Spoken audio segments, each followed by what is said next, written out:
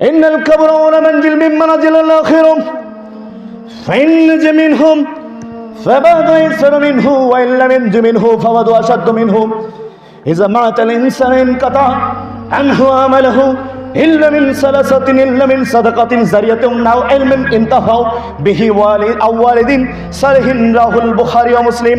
আল্লাহর নবী বলছেন, দাওয়াতুল ওয়ালিদি লিওয়ালিদিহি, কোন পিতা আর মাতা যখন তার সন্তানের জন্য কিছু চায়, আল্লাহর নবী বললেন আল্লাহ রাব্বুল আলামিন সিদ্ধান্ত নিয়েছেন পিতা মাতা সন্তানের জন্য যা বলবে আল্লাহ তা কবুল করবে।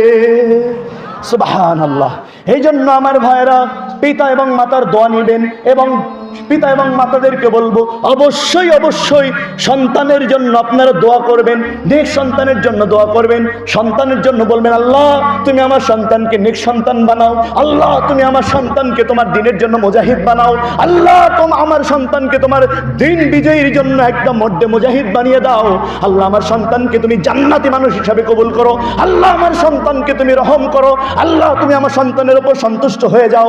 এই কথাগুলো হাত তুলে আল্লাহর দরবারে যদি বলতে পারেন, আল্লাহ নবী বলেছে দাওয়াতুল ওয়ালিদি ওয়ালিদিহি, কোন পিতামাতা যদি সন্তানের জন্য আল্লাহর কাছে কিছু বলে, আল্লাহ পিতামাতাকে এত সম্মান করেছেন কারণ তাদের মাধ্যমে আল্লাহ রাব্বুল আলামিন তার বান্দাদেরকে পৃথিবীতে এনেছেন। এই জন্য পিতামাতাকে আল্লাহ রাব্বুল আলামিন সর্বোচ্চ সম্মান করেছেন। সম্মান করে এর সবচেয়ে বড় সম্মান হলো পিতামাতা সন্তানের জন্য যা দোয়া করবে আল্লাহ বলেছেন আমি সে দোয়া কবুল করব। এই জন্য কবর থেকে বাঁচার জন্য আমার ভাইয়েরা যে কোনো মূল্যে সন্তানকে নেক সন্তান পরিণত করুন। নেক সন্তানে পরিণত করার জন্য প্রথম আপনার জন্য দোয়া করুন।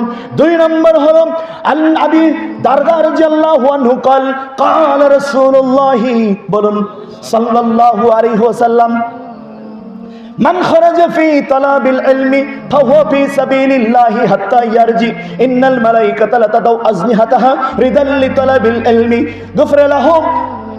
আল্লাহর নবী সাল্লাল্লাহু আলাইহি ওয়াসাল্লাম বলছেন, কোন আল্লাহর কোন বান্দা যখন ইলম অর্জন করার জন্য ঘর থেকে বের হয়, আল্লাহর কোন বান্দা যখন ইলম অর্জন করার জন্য ঘর থেকে বের হয়, আল্লাহর নবী বলছেন সে ঘর থেকে বের হয় না, ফাহুয়া ফি সাবিলিল্লাহি, সে আল্লাহর রাস্তায় বের হয়ে যায়।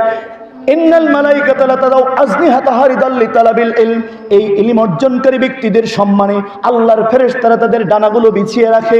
শুধু তাই নয়, ক্ষমা প্রার্থনা করে আসমানে যা কিছু আছে, জমিনের মধ্যে যা কিছু আছে, সমুদায় সব কিছু ইলম অর্জনকারী ব্যক্তির জন্য আল্লাহর কাছে ক্ষমা চায়।